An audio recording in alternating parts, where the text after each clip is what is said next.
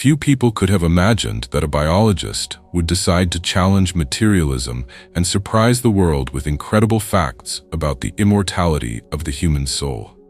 The outstanding researcher confidently asserted that life is not limited to the physical body. But why was he so sure of that? The fact is that his breakthrough discoveries about two closed human systems, mental and physical, shed light on the mystery of the existence of consciousness beyond death. Personal out-of-body experiences, mystical experiences with other scientists, and amazing technologies for capturing the invisible make his theories strikingly convincing. If you are afraid of what will happen sooner or later to each of us, namely death, then watch this video to the end, because the facts gathered by biologist Lyall Watson can be shocking. Don't forget to like this video and get ready to be surprised.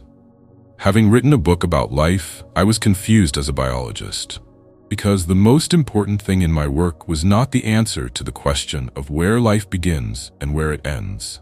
It seems to me that a person who studies all aspects of biological life should know this. So I decided to start writing a new book about death. However, in the process of creating it, I realized that death can be a continuation of the lifeline, biologist Lyall Watson concluded. Let's get to know him. Malcolm Lyall was the eldest of three brothers, born in South Africa's largest city, Johannesburg, to the Watson couple. From early childhood, it became clear that the boy was interested in the world around him. Lyall spent all his vacations at his grandfather's farm, hiking with his friends from the local tribes. His love of nature and travel did not prevent him from graduating from high school and becoming a student at the University of the Witwatersrand at the age of 15. He had a wide range of interests. He studied botany, zoology, paleontology, geology, chemistry, and ecology. At the age of 23, Lyall was appointed director of the Johannesburg Zoo. At the same time as his scientific career, Watson wrote nature scripts for the BBC channel, organized research expeditions, and wrote books. He tried to explain natural and supernatural phenomena to the general public from a biological point of view. While working on his new book, Romeo is Wrong, Lyall came to the conclusion that a person consists of two closed systems, physical and mental. The scientist argued that after one of the systems ceases to exist, the second survives. In his work, the biologist explained what phenomena led him to this conclusion. According to Lyall, the mental system in some cases is able to separate from the body when the existence of the physical system has not yet been completed. The biologist sometimes read about such cases in newspapers, but did not believe in them until he came across it himself. When I was hunting in Kenya, our group's car skidded on a dusty, overgrown road, and it overturned. She rolled over 3 times until she stopped at the very edge of a deep ravine. I found myself outside our small bus and could see the head and shoulders of the young conductor, who had been half thrown through the canvas roof on the last flip. I thought he was very lucky, because he would have been flattened if the bus had overturned again. Then, without any pause, I woke up in the front seat of the bus, shook the red dust from my eyes, climbed out the window because the doors were jammed, and rushed to help the guy. I vividly remember all the details I saw while I was unconscious, and I don't have the slightest doubt that I was watching this scene while out of my body. But even personal experience of this kind defies a clear scientific explanation. The biologist cites other similar cases. Watson was told about one of them by his friend, a doctor in the British Air Force. He suffered an accident during takeoff from a small rural airfield, was thrown out of the cockpit, fell on his back, and lay without any signs of life. From the hollow in which he found himself after the accident, the airfield buildings are not visible. But nevertheless, the doctor clearly saw all the stages of the rescue operation. He recalls that he looked at the accident from a height of about 60 meters and saw his body. Looking at how the chief of the airfield and the surviving pilot ran to his body, he wondered why they needed it. His only desire was to be alone. He saw an ambulance enter the airfield and immediately stall. He saw the driver get out, start the car with a manual starter, jump into the cab, drive a little way and slow down so that an orderly could take something from the airport building and then move to the crash site. At that time, the doctor, who had not yet regained consciousness, felt that he was moving away from the airfield, flying over land and rushing at great speed over the Atlantic. Suddenly, the journey ended, and when he woke up, he saw an orderly taking out an empty syringe. A later investigation into the circumstances of the accident revealed that all the details of the doctor's story fully corresponded to real events. Watson's other friend, Swiss geologist Albert Heim, fell off a cliff in the Alps in 1982 and survived. The amazing incident prompted Albert to collect information about other people who had survived the falls in the mountains. All of them, including himself, showed similar reactions to the seemingly inevitable death. Heim divided the moments preceding death into 3 phases. The first phase: a person tries to avert danger by resisting the inevitable. At the same time, there is a psychological struggle with a strange desire to submit to danger. The second phase: the falling person realizes the futility of the struggle and accepts the inevitability of death. At the same time, he experiences a state of detachment in which a person is possessed by strange, irrelevant thoughts. One climber said he was annoyed and even somewhat interested in what was happening. Another climber said that as he tumbled down the slope, he worried about his favorite football team, which he listened to on the radio before falling. There is also a case described when a child who fell from a steep cliff was afraid of one thing: losing a new pocket knife. The third phrase: incoherent thoughts crystallize into a classic image of a lived life. A 19-year-old extreme base jumper who fell from almost a kilometer high due to an unopened parachute says, "My whole past life flashed before my eyes. I saw my mother's face, our house, the academy I studied at, the faces of my friends, absolutely everything." Heim remembers, "I was replaying my life again, as if I were on stage, at the same time looking at it from the audience." All the visions were particularly colorful. Then, when the memories disappear, an unusual mystical state sets in. We should not forget that we are talking about a sequence of reactions lasting literally a few seconds. A climber who fell in the mountains recalls, "My body was hitting rocks, breaking, turning into a shapeless mass, but my consciousness did not react to these physical injuries and was completely uninterested in them." Heim's study of accidents in the Alps concludes with the phrase that death as a result of a fall is very pleasant, and those who died in the mountains at the last moment of their lives contemplated their past, experiencing a state of transformation. Rejecting bodily suffering, they were dominated by noble and wise thoughts and feelings of peace and tranquility. They flew through the bright, majestic skies. Then the world suddenly stopped. This state is so powerful and pleasant that those who have experienced it do not want to part with it. Recalling her rescue, the Austrian athlete said, "I saw how they tried to bring me back to life, but I did my best not to come back. I have never again experienced the feeling of utter happiness that I experienced at that moment." The separation of one closed human system from the second can occur during sleep, Watson said. As proof of this, the scientists cited a documented case that occurred at the end of the 18th century with a pillar of the Italian Catholic Church. On the morning of September 21, 1774, Alfonso de Liguori was preparing to celebrate Mass in the prison of Arezzo when he was struck by a deep sleep. 2 hours later, he regained consciousness and reported that he had just returned from Rome, located almost 200 kilometers to the south, where he was present at the death of Pope Clement XIV. At first they thought he had dreamed it. Then, when a courier brought the news of Dad's death 4 days later, they explained it as a coincidence. Subsequently, it turned out that everyone who stood by the bedside of the dying Pope not only saw Alfonso, but also talked with him as he led the prayer.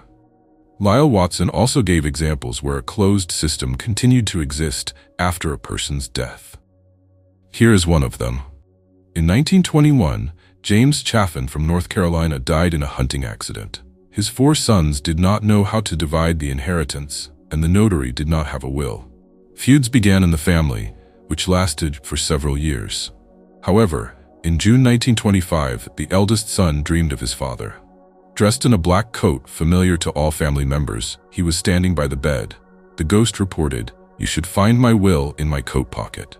The brothers examined the clothes together and found in a sewn-up secret pocket a rolled-up note written in their father's handwriting, Read the 27th chapter of Genesis in the Old Bible. It was not a will, but the brothers realized that they needed to look further. A lost will was enclosed on the corresponding page of the book, according to which the property was divided. So, the first story is about a representative of the Catholic Church who was transported to a considerable distance, where he was seen by other people. The second tells about the ghost of a man who was also seen and heard at a distance from his own body, in this case, 4 years after his death. Reports of encounters with the deceased are not evidence of life after death on their own. However, if moving and talking apparitions of living people can be linked to conscious out-of-body experiences, then the appearance of spirits of the dead can be explained in a similar way. In other words, behind every ghost, there may be a guiding consciousness. This could be a manifestation of the afterlife, but it is likely impossible to prove. So what happens to a person's soul after his physical death? Biologist Watson suggests the following versions. If we agree with the theory of atheism and consider that the soul does not exist, then it remains to admit that after death there remains only a mortal shell, which is simply buried.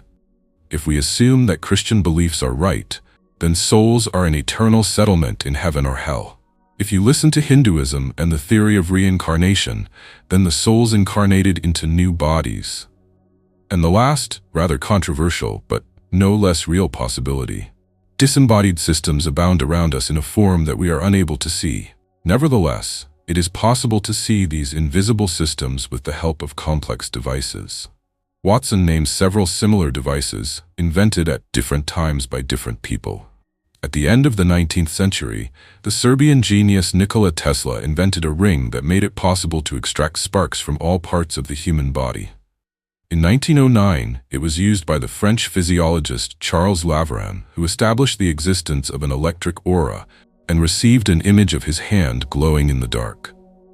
In 1939, two Czechoslovak scientists, Rudolf Dostal and Wilhelm Laufberger, published the first electrophotographs of leaves surrounded by a luminous crown from electromagnetic radiation.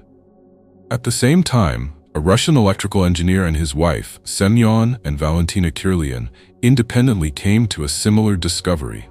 They designed a device that creates a high-frequency electric field. Over the course of 30 years, the Kirlians have photographed an entire galaxy of radiation emanating from plants, small animals, and all parts of the human body. These glowing hieroglyphs look like arrows, flashes of light, stripes, crowns, or clusters of sky blue, lilac, or yellow, bright or dim, glowing constantly, flashing or intermittently flashing, stationary or moving. The experiments were continued by engineering students, but instead of photographs, the events were recorded on a movie camera. Recently filmed films from Russia clearly show that these radiations are constantly changing, depending on changes in the physical and mental state of the subject. The biologist also talks about the device created by the American scientist Ken Johnson. With his help, the inventor obtained photographs of 500 volunteers, similar to those of the Kirlian couple. Each of those photographed has an individual, unique radiation. Subsequently, other scientists obtained similar results. However, despite the fact that these works have caused a sensation in the scientific community, skeptics refuse to admit that the radiation in the images is associated with the energy of a living organism. It is not easy to see with the help of instruments something that does not yet have a name. But besides the devices, there are also people who claim to see a second human system. We call them mediums and often look at them with disbelief, but perhaps they are telling the truth. The British geographer and traveler Wilfred Thesiger, in his book Arabian Sands, tells about a gray-bearded Bedouin who, dismounting from his camel, looked at indistinct footprints in the sand, kneaded a few dry lumps between his fingers, and said, "These are Bedouins. There are 6 of them. They attacked the Arabs and took away 3 camels from them. They passed through here 10 days ago." Skilled hunters are able to see things that others will never see. But the point here is not in the special sensory organs, but in the program of their internal computer. The possibilities of human perception are much broader than it might seem. There are people who are endowed with special talents, who are able to hear sounds in the supersonic range or see light waves invisible to others. It is possible that we could all develop a similar sensitivity. For example, the cone-shaped cells of our retina, cones, do not perceive infrared light waves, but maybe other rod cells located deeper on the sides of the retina are capable of this. Lyall Watson said that his idea of two closed human systems is close to the idea of Canadian professor William Tiller. Engineer Tiller believed that in addition to our system, which exists in our usual space and time, there is another one. The professor assumed that matter at this level has the characteristics of a hologram. This means that at this level, we can see every object from all sides at once, as was the case with me when I could see an overturned car both from the outside and from the inside. Also, if you cut off a small part of the hologram, then you can recreate the entire image from it. For example, any living cell is a carrier of information about the body as a whole. Probably, there is a fragment of a cosmic hologram in each of us, which makes it possible to transmit thoughts at a distance, foresee the future and the existence of all other mystical experiences, noted Lyall Watson. Dear friends, write in the comments what you think about these studies. Do you believe that after death, our consciousness will remain in existence, but in another world? Do you think there is life after death? Write your opinion in the comments. If you want to learn more about life after death and the afterlife, then I recommend watching my other videos. Please don't forget to like this video if you liked it. See you soon and have a nice day.